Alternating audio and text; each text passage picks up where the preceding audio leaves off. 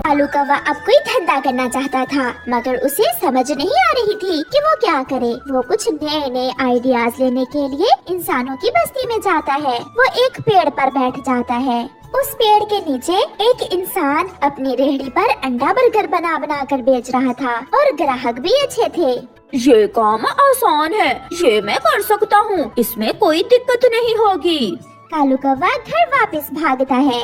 गोरी मिल गया, गोरी मिल गया। क्या मिल गया? क्यों इतना शोर मचा रहे हो कालू? मुझे आइडिया मिल गया, हम दोनों जंगल में अंडा बर्गर बनाकर बेचा करेंगे। अंडा बर्गर? वो क्या होता है? मैंने सब सीख लिया है, मैं कर लूँगा। फिर दूसरे दिन वो अपना काम शुरू करने की तैयारी करते हैं। गोरी कौवी कबूतर की दुकान से बर्गर बनाने के लिए बर्गर बन ले आती है और कालू कौवा भी अंडे ले आता है। वो धंधा शुरू करते हैं। बर्गर बर्गर अंडा बर्गर, स्वादिष्ट स्वादिष्ट अंडा बर्गर। सबसे पहले चील आती है। खुशबू तो दूर दूर तक जा रही है। कालू कौवे क्या बना रहे हो? चील दी, ये इंसानों की रेसिपी है, इसे अंडा बर्गर कहते हैं, बहुत स्वादिष्ट है ये। फिर चील उनसे एक अंडा बर्गर लेकर खाती है। सच कौवे, ये तो बहुत स्वादिष्ट है।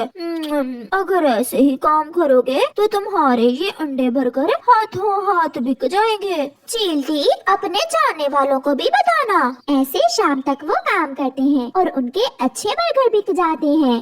शाम को वो घर जाकर हिसाब करते हैं। कालू, ये लो, उससे भी कम पैसे बने हैं जितने का हमने सामान लिया था। अंडे लिए थे, ऑयल लिया था, बर्गर बन लिए थे और गैस, सब खर्च निकाल कर हमें तो कुछ भी नहीं बचा।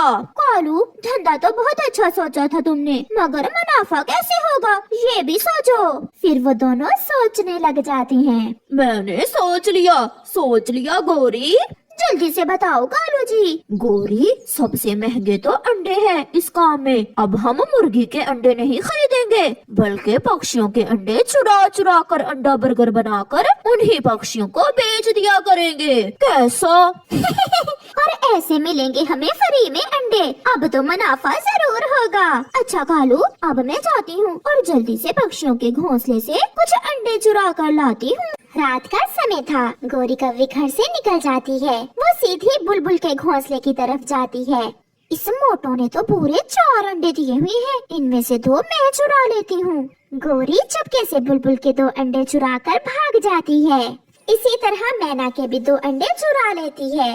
दूसरे दिन कालू और गोरी फिर से अपना काम शुरू करते हैं।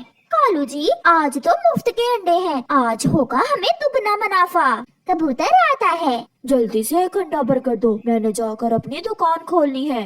लो कबूतर, बर्गर तो मैंने पहले ही बना कर रखे हुए हैं। कबूतर बर्गर खाता है और चला जाता है। रोती हुई बुलबुल चिड़िया के पास जाती है।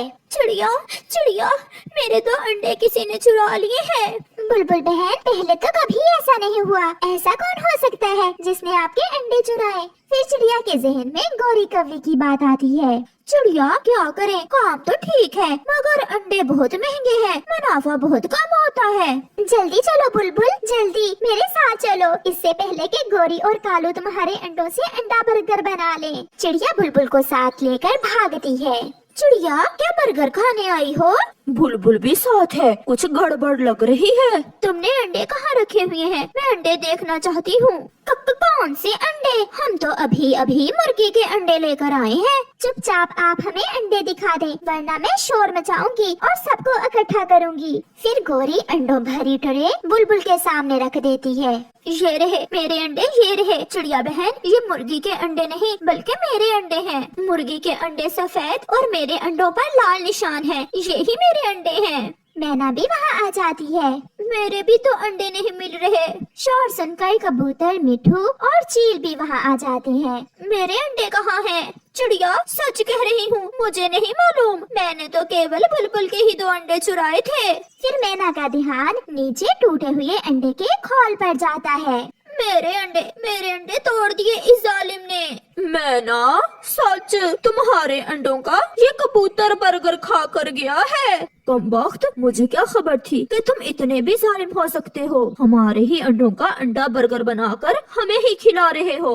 फिर वो सब उनकी खूब पिटाई करते हैं और उन्हें अपने जंगल से निकाल देते हैं। ऐसे कौवों को उनके बुरे काम की सजा मिलती है। मम्मा जल्दी आना, मुझे बहुत भूख लगी हुई है। मैं थोड़ी ही देर में अपनी बेटी के लिए भोजन लेकर आ जाऊंगी। अब मैं जाऊं? ओके। फिर मम्मा चिड़िया अपने घर से निकलती है।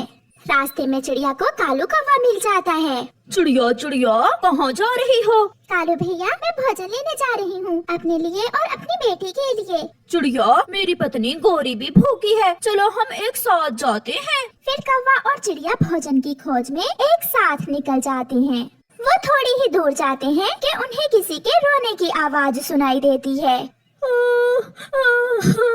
कोई मेरी मदद करे, कोई मेरी मदद करे, मैं मुश्किल में हूँ। चिड़िया और कौवा पेड़ को रोता हुआ देखकर वहाँ आते हैं। पेड़ भैया, क्या हुआ? आप क्यों मदद की गुहार लगा रहे हैं? चिड़िया, मेरी जड़ें जमीन से बाहर आ गई हैं, इसलिए मुझे जमीन से पानी लेने में बहुत मुश्किल हो रही है। आप थोड़ी मिट्टी मेरी जड़ों पर डाल दें।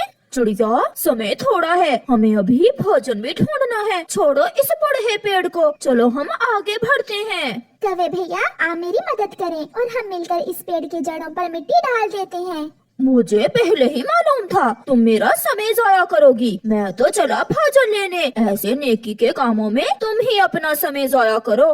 कालू कौवा ऐसा कहते हुए वहाँ से चला जाता है। चिड़िया अकेली ही उस पेड़ की जड़ों पर मिट्टी डालने लगती है। उस काम में उसे काफी टाइम लग जाता है। ले पेड़ भैया, अब आप खुश हैं? चिड़िया, आपने मेरी मदद की, मेरी जान बचाई, आपका धन्यवाद। अब मैं जाती हूँ पेड़ भैया, मेरी बेटी मेरा इंतजार कर रही होगी, वो बहुत भूखी है। चिड़िया रानी, अपनी आंखें बंद करो और अपनी नेकी का इनाम लेती जाओ। चिड़िया अपनी आंखें बंद करती है और वो बड़ा पेड़ चिड़िया को ढेर सारे फल दे देता है। इतने सारे फल ये कहाँ से आए? ये आपकी नेकी का इनाम है। अब आप जाएं, ये फल खुद भी खाएं और अपनी बेटी को भी दें। चिड़िया खुशी खुशी वो फल लेकर चली जाती है। शाम हो जाती है। कालू कौवा भी चनों के दाने लेकर घर आ जाता है। कालू, बहुत देर कर दी तुमने, मैं कब से भूखी बैठी हूँ। वो छोटी चिड़िया ने मेरा समय जाया किया, रास्ते में एक पेड़ की मदद करने लग गई थी वो। फिर तो उस चिड़िया को आज भोजन भी नहीं मिला होगा, भूखी होगी वो। हाँ, तुम ये भोजन खा लो, फिर हम जाकर चिड़िया को तंग करते हैं। गौरी और कालू वो दाने खा लेते हैं और फिर वो दोनों पति पत्नी चिड़िया के घर जाते हैं। चिड़िया और उसकी बेटी बैठी मीठे मीठे फल खा रही थी। कालू, तुमने तो कहा था कि चिड़िया भूखी होगी, ये तो मीठे फल खा रही है। चिड़िया, सच सच बताओ, तुमने ये मीठे फल कहाँ से लिए? ये मीठे फल मुझे उसी दयालु पेड़ ने दिए जिसकी जड़ों पर मैंने मिट्टी डाली थी। ये सुनकर कालू कौवा बहुत हैरान होता है। गौरी, चलो मेरे साथ, मुझे एक काम याद आ गया है। कालू कौवा गौरी को साथ लेकर वहाँ से चला जाता है। वो थोड़ी दूर जाकर बैठ जाते हैं। अगर वो पेड़ चिड़िया को मीठे फल दे सकता है तो हमें क्यों नहीं? मैं सब समझ गई। पति जी, चलो हम भी जाते हैं उस बड़े पेड़ के पास। ऐसे वो दोनों लालची कौवी और कौवा बड़े पेड़ के पास जाते हैं। बड़े पेड़, हमें भी मीठे फल दो। चिड़िया ने मेरी जड़ों पर मिट्टी डाली थी, मगर तुमने मेरी मदद नहीं की, इसलिए मैंने मीठे फल चिड़िया को दे दिए। तो हम भी तुम्हारी जड़ों पर मिट्टी डाल देते हैं। नहीं, अब मेरी जड़ें सुरक्षित हैं, तो हम तुम्हारी जड़ों से मिट्टी हटा देते हैं, फिर तो दोगे ना हमें मीठा फल। ये सुनकर वो पेड़ डर जाता है। ना कौवा, ऐसा ना करना। मगर कौवा पेड़ की जड़ों से मिट्टी हटाने लगता है। रुको रुको कौवा, अपनी आंखें बंद करो। अब समझ में आई ना बात पेड़ जी। कौवे अपनी आंखें बंद करते हैं और पेड़ जी उन्हें एक कटोरी देता है जिस पर एक कपड़ा बंधा हुआ था। इस कटोरी में क्या है पेड़ जी? इसमें बहुत स्वादिष्ट फल हैं, मगर आप इसे घर जाकर खोलना। फिर खुशी खुशी कौवे वो कटोरी लेकर घर चले जाते हैं। रुको रुको कालू जी, पहले मैं कुंडी लगा लूं, फिर खोलना ये कटोरी, ऐसा न हो कि कोई भिखारी ही आ जाए। गौरी दरवाजे की कुंडी लगा लेती है। अब मैं खोलता हूँ इस कटोरी को, मेरे तो मुंह में अभी से पानी आ रहा है। कालू कौवा जैसे ही कटोरी से कपड़ा उतारता है, अंदर से मधुमक्खियाँ निकलती हैं और वो गौरी और कालू को काटने लगती हैं।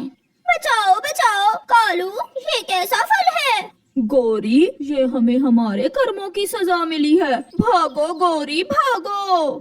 फिर वो बहुत मुश्किल से दरवाजा खोलकर बाहर भागते हैं और उन्हें लालच की सजा मिलती है।